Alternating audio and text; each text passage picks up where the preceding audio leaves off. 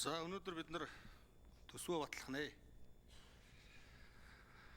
Тэгээ энэ дээр одоо бас ганц нэг ярихгүй болохгүй нэг асуудлууд байна. За ажлын хэсгийн дараагаас л асууя. Бид нар бол энэ цалин тэтгэврийг нэмэх ёстой гэдэг дээр бол ялангуяа манай Арс намын бүлэг бол санал нэгтэй байсан.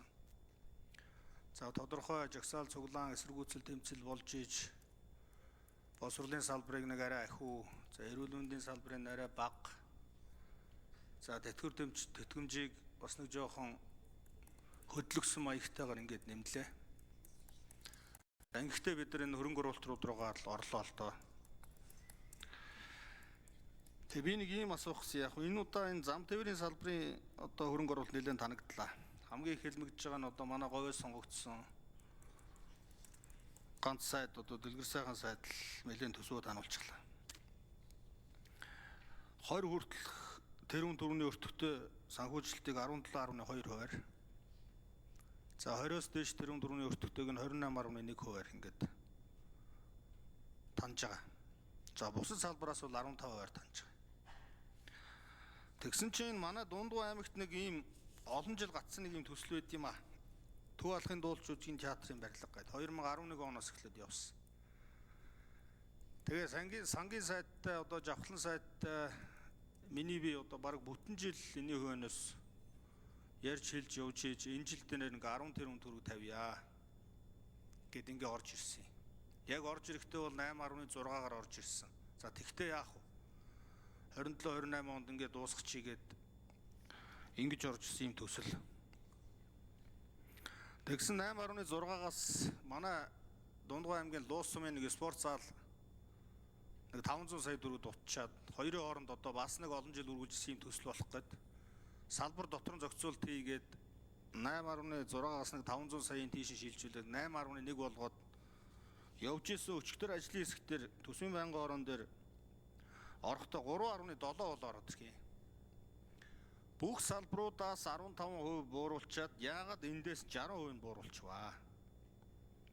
Энэ дээр нэг маш тодорхой тайлбар өгөөч ажлын хэсгийн дарга. За хоёрдугаарт нь ер нь бид нар яриад байгаа энэ олон жил үргэлжлээд байгаа төсвүүдийг богино хугацаанд дуусгадаг байя. Ингэхгүй бол бид нар нөгөө төсөвчийн ингээд жил удаашрах тусмаа төсөв нэмэгддэг, магадлалаар оруулдаг. За одоо бүр сүүлдээ аудитор нэмж ордог боллоо. Ер нь бол энэ аудитор оруулах одоо ер нь зөв юм уу? Тэгвэл одоо шууд аудитор ороод тэр магадлалаар ордгоо болиул яа. Ингээд шаттай ингээд нэг олон процесс яваад байхаар тухайн жилдээ төсөв нь батлагдахгүй байх. Нөгөө хэлцэж эхлэхэд төсвийн төсөлд нь тусахгүй байх. Ийм нөхцлүүд нь улам бүр бий болоод байгаа. Энэ зүйлүүдийг бол одоо болох хэрэгтэй байгаа. Энэ айл болохоор энэ процессын юмнуудыг бол багасгамаар байгаа. За энэ дээр нэг тодорхой тайлбар аваад тэгээд нэг нэмж тодруулъя да.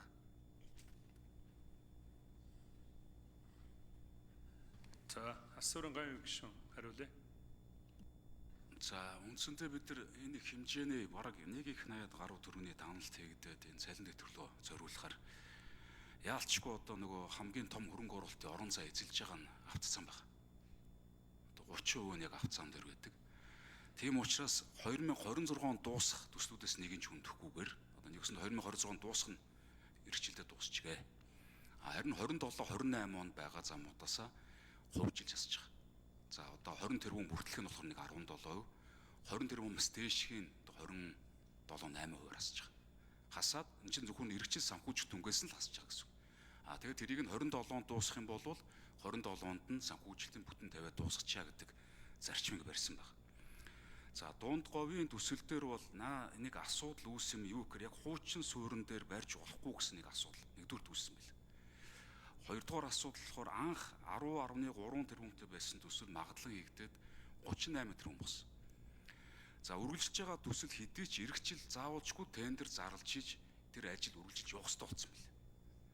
Тэгэхээр юу гэж дүгнж байгаа гэхээр бид нар энэ дараа жилийн хувьд одоо тендер нь зарлагдаад ингээ явлаа гэж бодоход газрын асуудал нь шийдэгдээгүй.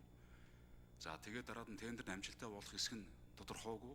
За гурд мөн салбарын яамнаас нь мэдээлэл аваад За яг хөө эргчил бид нар ямарсан тендерэл одоо зарлаад ажлыг эхлүүлэхэд юун дээр онцгой анхаарал тавья. Тийм учраас эндээс татахад бол нөгөө татгалзах зүйл байхгүй гэдэг нь мэдээлэл өгсөн байна. За мөнхөд гишүүн нэмж тодруулъя. Тэгээ энэ төслийг бол одоо би хамгийн сайн мэдэх төсөл байгаа юм л да. Тэгээ дахин асууад байгаа. Энэ одоо 2011 онд л нэг 2 тэрбум төгрөгөөр эхлээд тэгээ нэг суур болчаад нэг компани хариуцлагагүй аж ахуйн нэгжээс болоод өнөөдрийг хүртсэн. Бид нар соёлын яамтай намын сайдыг байх үеэс ярьж иж Дундгой аймаг руу нэрхэн шилжүүлсэн.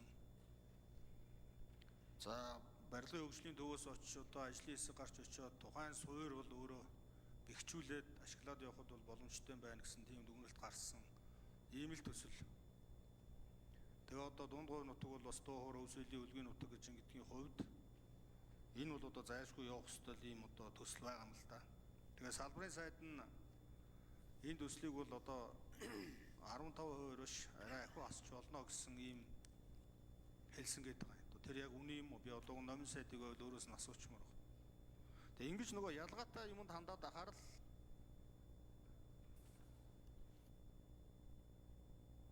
За үг гэлээ. Сүхбаатар Эрдэнэт гишүүн асуултсан.